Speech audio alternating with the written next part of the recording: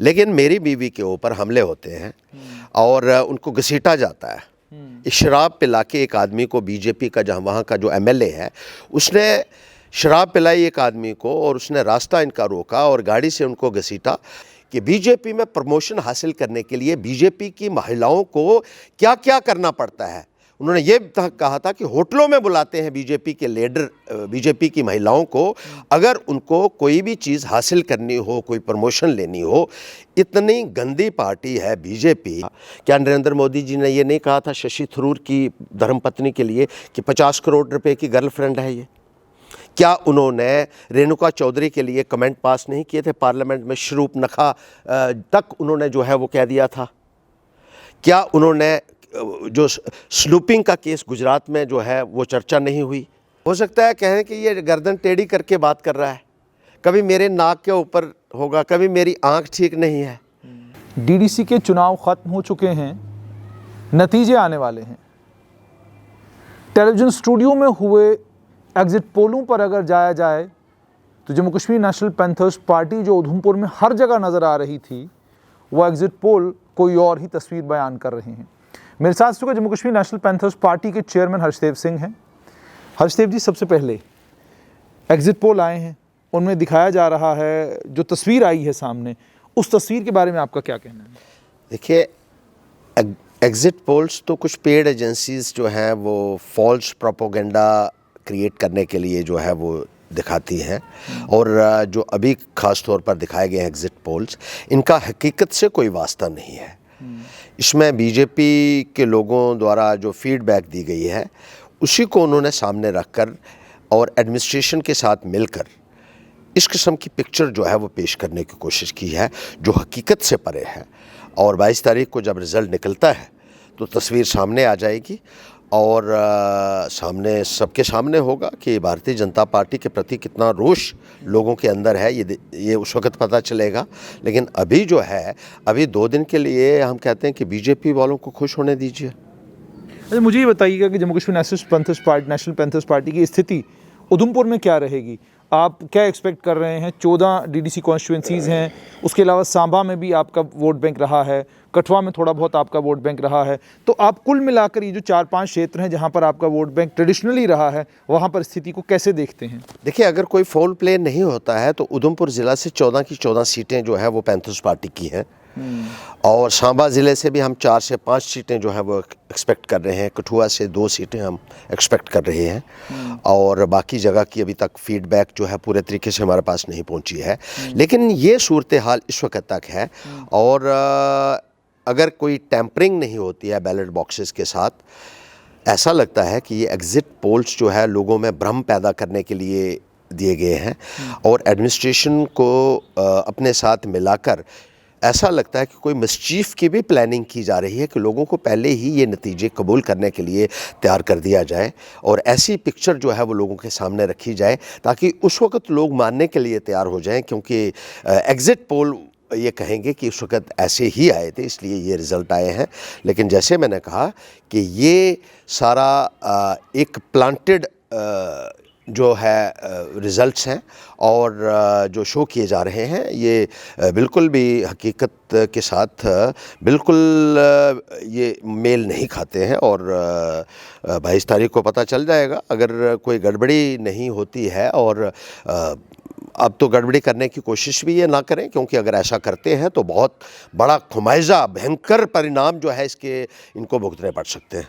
हर्षदेव जी, क्या आपने उम्मीद की थी ये कि इतने शॉर्ट नोटिस पर डीडीसी के चुनावों का बिगुल बजा दिया जाएगा और आपको कह दिया जाएगा कि चुनाव आपने लड़ने हैं, क्योंकि नवंबर के पहले हफ्ते में नोटिफिकेशन आ गई और आखिरी हफ्ते में चुनाव है, तो इसके बारे में आप क्या कहेंगे? टाइमिंग को लेकर आपका क्या कहना है कि आपको समय मिला जितना समय आपको चुनावों के लिए तैयारी करने के लिए और चुनाव में उतरने के लिए मिलना चाहिए था? देखिए, डीडीसी के चुनाव एकदम से जो करवाए गए हैं ये भी बड़ी हैरानगी की बात है कि आपने अचानक से फैसला ले लिया कि डीडीसी के चुनाव होंगे।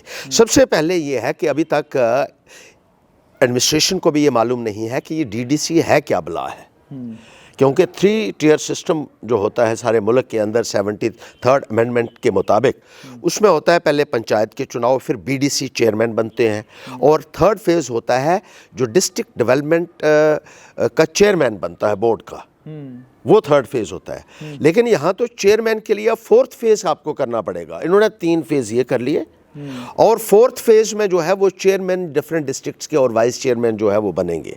एक अजीबोगरीब नए किस्म की इलेक्शंस जो है, जो पूरे हिंदुस्तान में आपको कहीं देखने को नहीं मिलेगी, वो जम्मू कश्मीर में इन्होंने यहाँ करवाई हुई है। चाहिए तो ये था कि जो बीडीसी के चेयरमैन हैं उनकी डायरेक्ट इलेक्शन होती, जैसे 73rd अमेंडमेंट का मैंडेट है।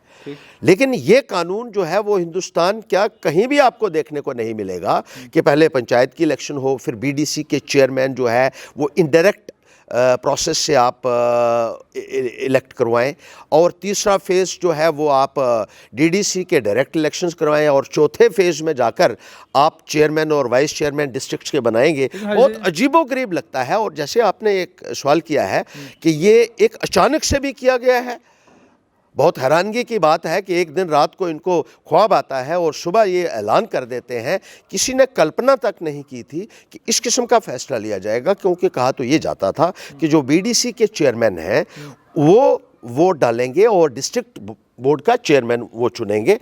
लेकिन चूंकि इनके चेयरमैन कम बने थे भारतीय जनता पार्टी के, इसलिए इन्होंने एक और फेज़ जो है उसमें ऐड कर दिया।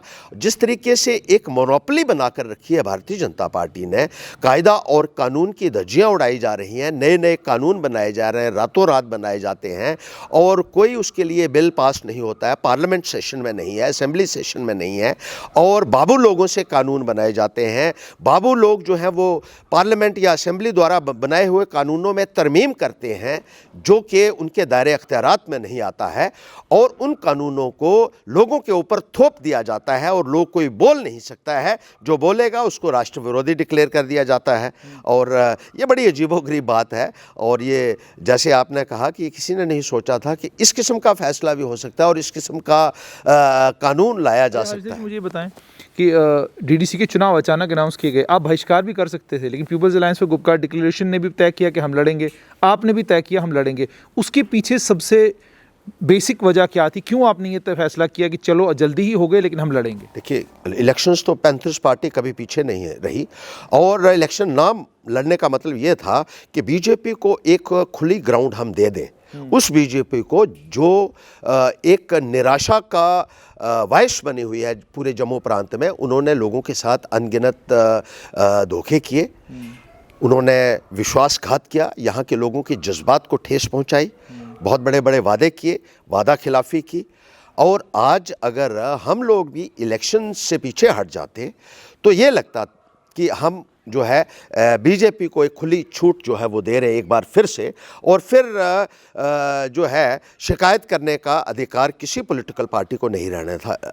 अब हम अपनी बात जो है वो कह सके, लोगों तक पहुंचा सके, और भारतीय जनता पार्टी के फेलियर्स को, इनकी ओमिशंस और कमीशंस को, इनके भ्रष्टाचार को, इनकी रेगुलरिटीज़ जो हैं उनको लोगों तक पहुंचा पाए हैं। एडमिनिस्ट्रेशन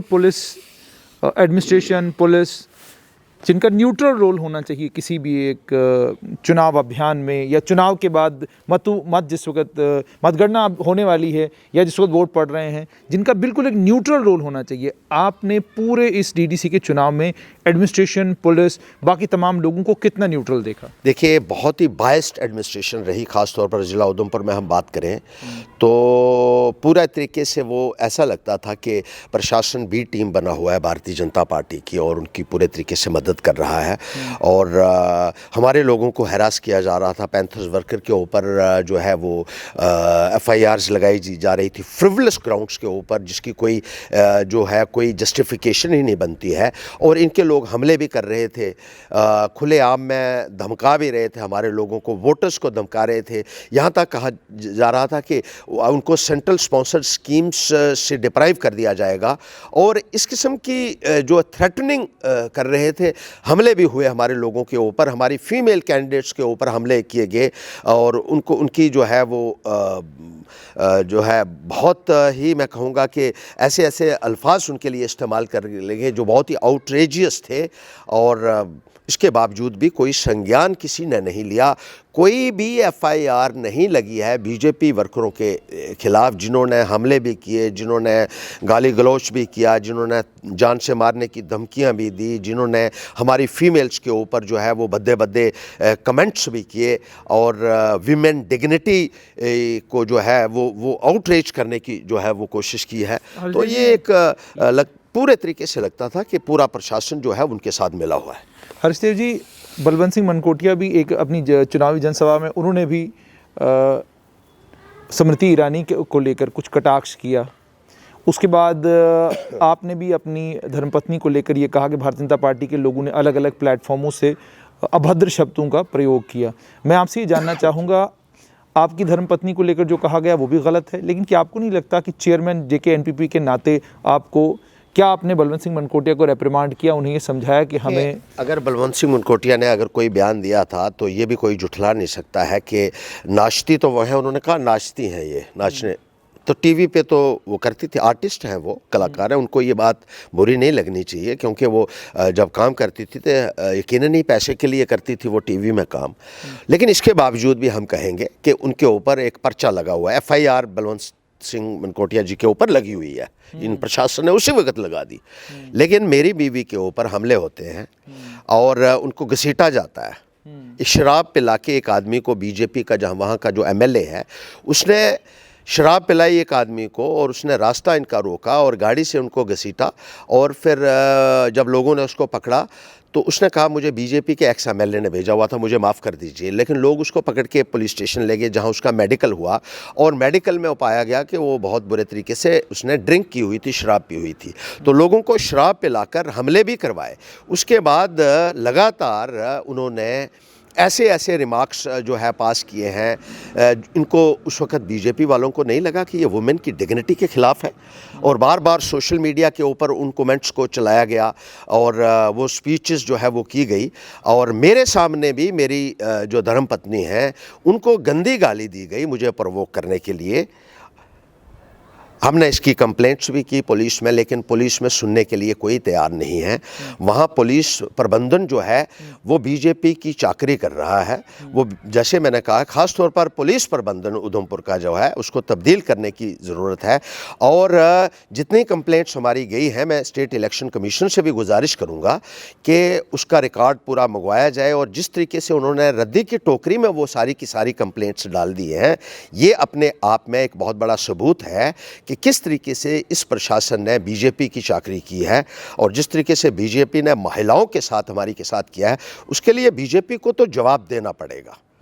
और बीजेपी वो पार्टी है जिसने महिलाओं का लगातार अपमान किया है। इनकी अपनी पार्टी की नेता जो हैं वो बार बार कहती रही हैं कि बीजेपी में प्रमोशन हासिल करने के लिए बीजेपी की महिलाओं को क्या क्या करना पड़ता है। उन्होंने ये कहा था कि होटलों में बुलाते हैं बीजेपी के लीडर, बीजेपी की महिलाओं को, अगर उनको कोई भी चीज़ हासिल करनी हो, कोई प्रमोशन लेनी हो। इतनी गंदी पार्टी है बीजेपी कि मैं कहता हूं कि इस किस्म का रवैया इन लोगों का। आपसे एक चीज़ समझना चाहूँगा कि जिस भाषा का प्रयोग अभी भी, जैसे आप भी कह रहे हैं कि फलां ये कह रहा है वो कह रहा है, क्या मैं आपको पिछले 14 साल से लगातार राजनीति कवर कर रहा हूं जम्मू कश्मीर में, लेकिन जिस भाषा का प्रयोग इन DDC के चुनाव में हुआ है, इस तरह की भाषा का प्रयोग लगभग मैंने अपने कैरियर के 10 सालों में तो कभी नहीं देखा कि धर्मपत्नी को लेकर बोला गया या आपने उसको किसी को नाचने वाली बोल दिया। ये सब जो भाषा आ रही है, इस क्या दर्शा रही है, कहाँ जा रही है राजनीति हमारी? मतलब आप राजनेता लोग हैं, आप आइडियल लोग हैं, लोग आपकी तरफ देखते हैं। बिल्कुल आप ठीक कह रहे हैं। इसमें ये राजनीति कहाँ को जा रही है? सबसे पहले बीजेपी से हम सवाल करते हैं। अब बीजेपी वालों को बड़ी तकलीफ़ होगी जब मैं उनकी पोल खोलूँगा और गाली देंगे आपके चैनल के ऊपर मुझे, लेकिन मुझे कोई फ़िक्र नहीं है। उनके पेड एजेंट्स रखे हुए हैं, जब हम इंटरव्यू देते हैं तो उनके जो पैसे दिए होते हैं जिन लोगों को, उनका काम होता है कि कमेंट करना हमारे खिलाफ। तो मैं उनको कहूँगा कर लीजिए, क्योंकि आपकी रोज़ी रोटी इसी से चलेगी। लेकिन बीजेपी को एक्सपोज करने से मैं पीछे नहीं हटूँगा। एक तो बीजेपी ने ये स्टार्ट किया, जैसे मैंने कहा, क्या नरेंद्र मोदी जी ने ये नहीं कहा था शशि थरूर की धर्मपत्नी के लिए कि 50 करोड़ रुपए की गर्लफ्रेंड है ये? क्या उन्होंने रेणुका चौधरी के लिए कमेंट पास नहीं किए थे पार्लियामेंट में? शरूप नखा तक उन्होंने जो है वो कह दिया था। क्या उन्होंने जो स्लूपिंग का केस गुजरात में जो है वो चर्चा नहीं हुई? कोई बोलता नहीं है क्योंकि सब इनसे डरते हैं।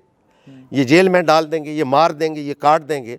मुझे तो आए दिन धमकियां आती हैं, आपको ज़िंदा नहीं छोड़ेंगे, बीजेपी वाले कहते हैं। मैंने कहा यार मुझे तो ऊपर वाले ने ज़िंदगी दी है, तुम मारने वाले कौन होते हो? हर्षदेव जी, एक चीज़ और आपसे समझना चाहूँगा। डायरेक्टर स्कूल एजुकेशन की बात करूँ मैं, पुलिस की बात करूँ मैं, प्रशासन की बात करूँ मैं, जहाँ पर भी आपकी कोई वीडियो वायरल होती है तो वहाँ गुस्से में नज़र आते हैं। तो अक्सर भारतीय जनता पार्टी के लोग भी, एक से भारतीय जनता पार्टी के लोग अक्सर ये कहते हैं और आपके राइवल भी ये कहते हैं जी जब से हर्षदेव जी हार गए हैं तब से हर्षदेव जी फ्रस्ट्रेट हो गए, इसलिए फ्रस्ट्रेशन में ये सब कुछ ये करते हैं। ये जो इन्होंने किया मेरी बीवी के साथ, इनको किस बात की फ्रस्ट्रेशन है? पहले ये मुझे बताइए। गाड़ी से बाहर घसीटना, फिर गंदी गंदी गालियाँ देनी, क्या ये जस्टिफाइड है? डायरेक्टर को क्या ये कोई नहीं कह सकता कि यहाँ भ्रष्टाचार है? और बाद में वो कहती थी एक भी अटैच नहीं है, तो क्या ये सही नहीं है कि 28 अटैचमेंट जो है उसके दफ्तर में निकली और कमिश्नर ने ऑर्डर करके उन 28 अटैचमेंट्स को रद्द किया? तो वो तो कहती थी है ही नहीं है, और मेरे साथ उसी मुद्दे को लेकर बहस हुई। मैं एक बहुत ही जेन्युइन आदमी हूँ, सही बात करता हूँ और गलत बात मैं कभी बर्दाश्त नहीं करता। मुझे याद है आपको, चाहे कोई भी क्यों ना बैठा हो, अगर कोई गलत करेगा, मुझे बताइए आप जुनैद जी, आपकी बीवी को कोई आपके सामने गाली देगा तो आप क्या उसकी आरती उतारेंगे क्या? उस आदमी को क्या आप ये नहीं, उसको तो ज़मीन में गाड़ देंगे आप? मैंने तो अभी कुछ नहीं किया। मेरे सामने भी पहले तो लगातार कर रहे थे, लेकिन जब मेरे सामने किया तो शुक्र मनाइए कि मैंने उसको कुछ कहा नहीं है। जोर से भी ना बोलूं, वो तो मुर्दा होगा कोई जो अपनी बीवी के लिए ऐसे शब्दों का प्रयोग करते हुए भी खामोश रहेगा। मैं खुददार आदमी हूं, मैं नपुंसक नहीं हूं बीजेपी वालों की तरह, जिनके बारे में बीजेपी की महिलाएं इतना कुछ कहती हैं। क्या वजह है आज बीजेपी की उस महिलाओं के खिलाफ कोई कार्रवाई भारतीय जनता पार्टी नहीं कर पाई, जिसने खुलेआम ये कहा था कि ये होटलों में बुलाते हैं और वहां जाकर ये फैसला करते हैं कि इस लेडी को हमने क्या पोर्टफोलियो देना है, इसको प्रमोशन देनी है या नहीं देनी है। बार बार उसने जो है ये बयान दिया है। एक चीज़ आपसे और जानना चाहूँगा, आपको मुझे अच्छे से याद है बेस्ट लेजिस्लेटर का अवार्ड जो है जम्मू कश्मीर लेजिस्लेटिव असेंबली से मिला था। कारण ये था कि बहुत सारे ऐसे मुद्दे होते थे जिन मुद्दों पर जब आप बात करते थे तो सारे की सारी असेंबली आपकी बात सुनती थी, कानून का आपको बेहतरीन जानकार मानते थे। बिल के ऊपर, किसी भी बिल के ऊपर जब आप बात करते थे उस बिल को लेकर सरकार फ़ौरन संज्ञान लेती थी। तो एक बेस्ट लेजिस्लेटर का अवार्ड जिस व्यक्ति को मिला हो, अगर उस व्यक्ति के ऊपर ये इल्ज़ाम अपोजिशन लगाए कि जी वो फ्रस्ट्रेट हो चुके हैं तो इसलिए इस तरह की भाषा का प्रयोग कर रहे हैं। मेरी बात सुनिए जुनैद जी, इल्ज़ाम तो कोई ना कोई लगेगा, कोई ना कोई। जब मैं, हो सकता है कहें कि ये गर्दन टेढ़ी करके बात कर रहा है, कभी मेरे नाक के ऊपर होगा, कभी मेरी आंख ठीक नहीं है, कभी मेरे जो है मुंह को लेकर जो है, कभी मेरी दाढ़ी को लेकर जो है वो बयान दिया जाएगा। कामकाज से कोई लेना देना नहीं, इनका कामकाज से कोई लेना देना नहीं। इनको तो कहीं ना कहीं नुक्स ढूंढना है, नुक्स ढूंढ रहा है इसको। कौन सा मुद्दा है जहां मैंने अनजस्टिफाइड तरीके से कोई ऐसी किया हो कि गुस्सा करना भी पड़ता है। जब गलत होगा तो मैं खामोश रहने वाला नहीं हूं, मैं बहुत खुददार आदमी हूं।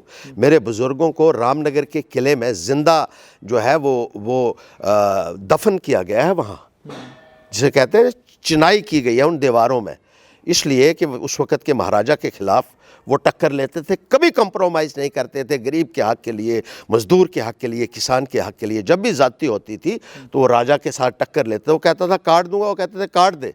और बहुत सारों के सिर काट दिए गए हमारे बुज़ुर्गों के, बहुत सारों को दीवार में ज़िंदा चिन दिया गया है। मैं उस परिवार से हूँ। मैं इन भ्रष्ट बीजेपी वालों से, इन अपराधी प्रवृत्ति वाले बीजेपी वालों से थोड़ा डरने वाला हूँ, और जो भ्रष्ट अधिकारी होगा उसी के ऊपर मैं गुस्सा करता हूँ। अदरवाइज़ मैंने कभी नहीं। मैं हमेशा प्रमोट करता हूँ उन ऑफिसर्स को, उन ब्यूरोक्रेट्स को जो अच्छा काम करते हैं, और बहुत सारे ऐसे ब्यूरोक्रेट्स हैं जिनकी हमारे साथ बहुत अच्छे हैं, और आज भी मैं बाहर होने के बावजूद भी वो यही कहते हैं कि हर्षदेव को आना चाहिए, असेंबली के अंदर आना चाहिए। नहीं आने से जम्मू कश्मीर को नुकसान हुआ है, आज भी वो इस बात की चर्चा करते हैं। हाँ, जो भ्रष्ट लोग हैं उनको तो डर लगेगा ही, क्योंकि मैं तो कंप्रोमाइज़ किसी के प्रिंसिपल के ऊपर कभी करता नहीं हूँ और ना कभी करूँगा। आखिर में Harshdev ji, Jammu Kashmir national panthers party Udhampur Samba की पार्टी बन के क्यों रह गई है? आप इसको पूरे जम्मू संभाग में एक्सपैंड क्यों नहीं कर रहे? और जैसे जब कश्मीर घाटी में उनकी क्षेत्रीय पार्टियां हैं, नेशनल कॉन्फ्रेंस है, पीपल्स डेमोक्रेटिक पार्टी है, और वहाँ के लोगों का समर्थन भी कुछ हद तक उन दोनों पॉलिटिकल पार्टीज़ को है, लेकिन एक लंबे समय से नेशनल पैंथर्स पार्टी कोशिश कर रही है जम्मू संभाग की क्षेत्रीय पार्टी बनने की। क्या वजह है? आप अपनी पार्टी को इन 2 डिस्ट्रिक्टों के बाहर एक्सपैंड करने में असमर्थ क्यों हैं? देखिए, ये जो बड़ी बड़ी पार्टियां हैं ये बहुत रिसोर्सफुल पार्टी हैं और इनके पास हर हरबा है, इस्तेमाल करती हैं। ये पैंथर्स पार्टी तो सिर्फ इश्यूज़ को लेकर चल रही है और जो सच्चाई के रास्ते पे चलता है उसको वक्त तो लगता है। ये तो झूठ से, फ़रेब से, पैसे से, मसल पावर से लोगों को जो है वो अपनी तरफ कर लेते हैं।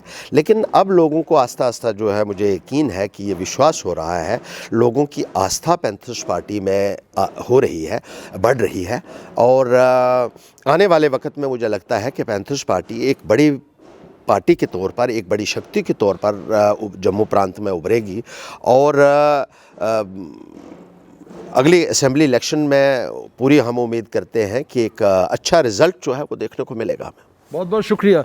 तो ये थे Jammu Kashmir national panthers party के चेयरमैन हर्षदेव सिंह।